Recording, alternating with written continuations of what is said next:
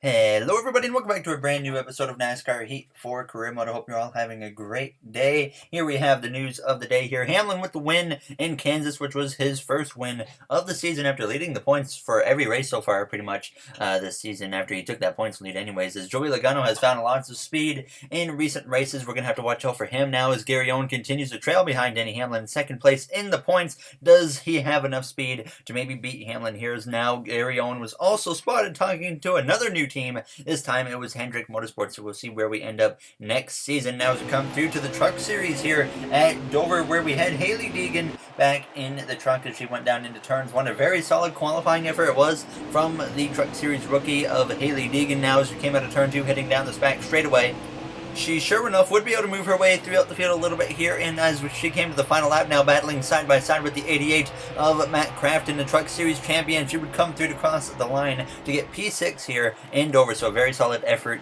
from Hailie Deegan in the Truck Series. So now we come to the Xfinity Series here at Charlotte Motor Speedway, where we had subscriber Darren Pleasant in the car for us, starting about in the midfield, but he would be able to, sure enough, make this inside lane prevail quite considerably for himself here throughout this race. Now, as it came through past the midway point, actually making contact with the 4 of Ross Chastain, as Chastain would go sliding quite significantly. He would hang on to the car, and Pleasant would continue on his way as it came through now to the final lap of the turns 4, heading down this front straightaway for the final time, just in front of the 98 of Chase Briscoe. He would come through to cross the line to go P7 here at Charlotte Motor Speedway. So now we come to qualifying for myself in the Cup Series at Charlotte. We come through with a 29.771, and we go P16 for, I think, the second race in a row, because we qualified 16th at Kansas Speedway last time out. And on the pole for the Coca-Cola 600 is the 11 of Denny Hamlin. Today we're at Charlotte Motor Speedway for the Coca-Cola 600. This event is the longest on the Monster Energy NASCAR Cup Series schedule. At 600 miles, it's a true test of endurance and patience.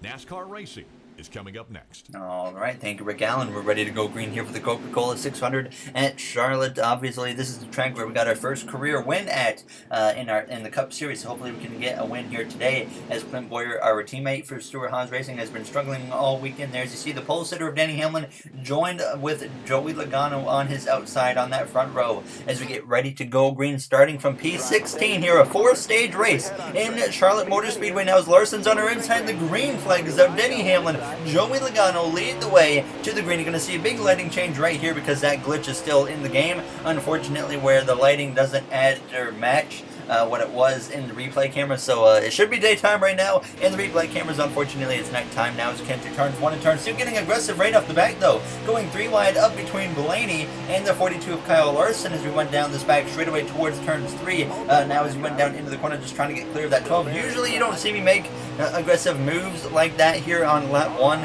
in the race. I like to play it quite conservative, but I just, for some reason, I was just kind of in a mode of just trying to get as far as I could on this opening lap here in Charlotte. So definitely not a move I usually make on the opening lap, but we made it work here now as we come through turns 1 and lap 2. Kind of getting stuck on this outside lane. You can sometimes make this middle to outside lane work at Charlotte. Now as we get to the outside of the 31 of Tyler Reddick, we move past him down the back straightaway, and sure enough, on the end of lap 2, we'd get to the inside of a Hemrick, and now we look to the inside of Kurt Busch, and we were just moving through on this bottom lane. We made it 3 wide with Kyle Busch as Jimmy Johnson was actually kind of holding up a big pack of cars, and I was hopping on this opportunity now as Denny Hamlin was still leading the way at this point.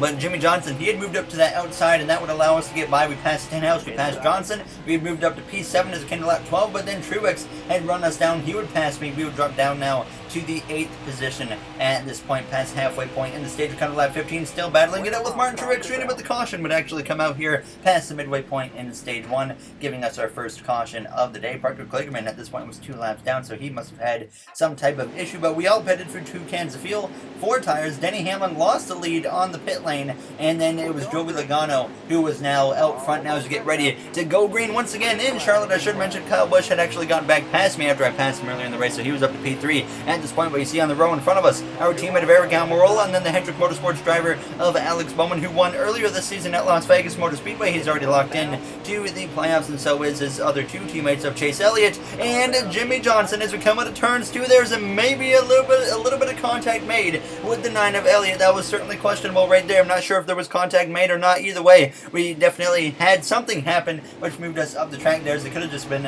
a driver error of myself. Now as we came out of turn 4 side by side with with the 8 of Daniel Hemrick. We've certainly had a few run-ins with the 9 of Chase Elliott recently here in the career mode, but I kind of put the blame on myself, and it got worse because we got back past the 9 of Elliott, and then I made a big mistake into turn 3, which you saw there coming to the final lap here in this first stage as I knocked down the wall. 13th now as we head down into turns 1, and our teammate Kevin Harvick pounces out on the opportunity to get past me. We drop down to P14 on this final lap in the stage. We're running in the top 10 for a good chunk of this first stage, and here we are not even in consideration to get a top 10 now on this final lap in stage 1, side by side with our SHR teammate of Harvick, slipping and sliding a little bit there as he's going to try and fight back on the outside, but we clear him out of turns 4, and we're at least going to be able to come through to get P13 here in stage 1, and hopefully this will set us up well here for the second stage. Jimmy Johnson there down in P15. Joey Logano wins the stage, Kyle Busch second, and we have a lot of JGR drivers up front as we get ready to go green here for stage 2.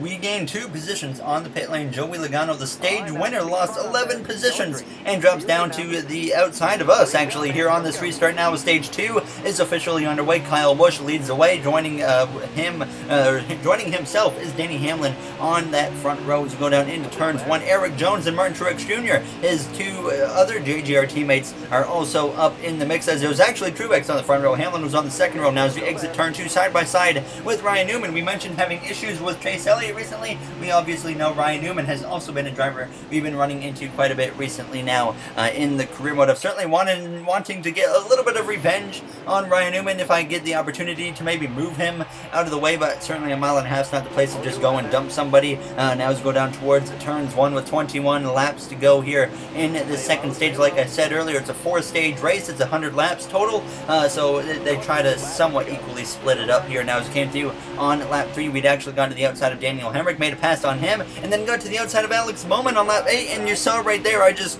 got down way too low, and I hit Bowman in the right rear, and that made a big mistake for myself. We dropped down to P11 after hanging on to the car, thankfully, so quite a few mistakes were being made by myself at this point. Now it's kind of lap 14 in the stage. Kyle Larson went spinning in airborne. He goes there off the roof and the hood of Daniel Hemrick as he went flying through the air. He would land, and unfortunately for Larson, that would take him out of the race.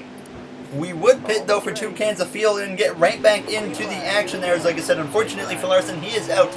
And what's unfortunate for him is he's certainly right now on the outside looking in of the playoffs for the 3rd season in a row here in our career mode. So things not looking good for the 42 of Kyle Larson as we get back going green. Chase Elliott on our inside as we exit turn 2. Just a handful of laps to go now at this point here in this second stage behind the 88 of Alex Bowman. We would now be battling side by side with Chase Elliott as you saw me running him down the track as we went into turns 3.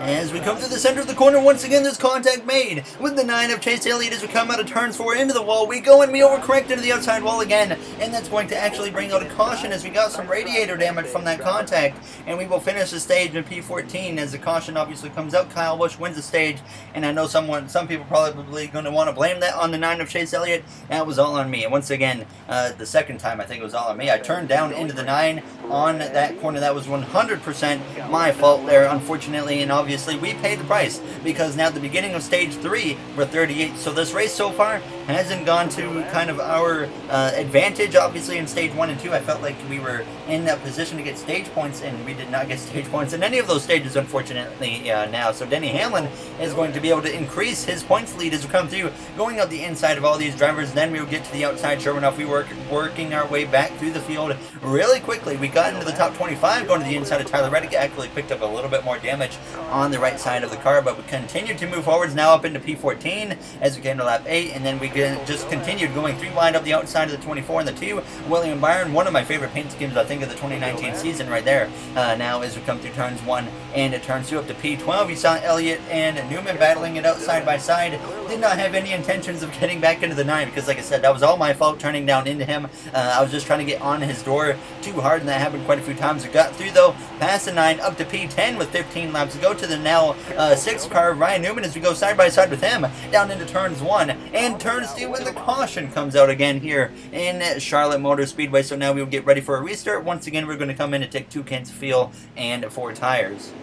Coming Starting beside the 8th of Daniel Hemrick on this restart now as the green flag is back out, and we are on our way a little bit past the midway point now in this third stage. One more stage to go still. After this one, it's going to be probably right about 21-22 laps or so as we go down into turns 1 and turns 2 behind that 6th car of Newman, who tries to make a move on Bowman but can't quite pull it off. And I decide, you know what, I'm going to go to the outside of Newman and kind of mess him up a little bit there as we take the opportunity and make the pass on him, slow up his momentum quite considerably there, as it's kind of a little bit of a slight revenge from the past troubles he has costed us now as come through turns 3 and at turns 4. Newman though would try to battle back up the inside as we're side by side with the 24 of William Byron. We would get the edge on him though as he came through to cross the line, hitting 11 laps to go here in stage 3. Denny Hamlin at this point leading the way, looking for what I believe would be his first Coca-Cola 600. Became lap 16 though. We had gotten to the inside of Chase Elliott, and once again just kind of moving our way back forward. So we would take P7 away from the 9, then we would run down our teammate Kevin Harvick, and Eric Jones got to the inside of Harvick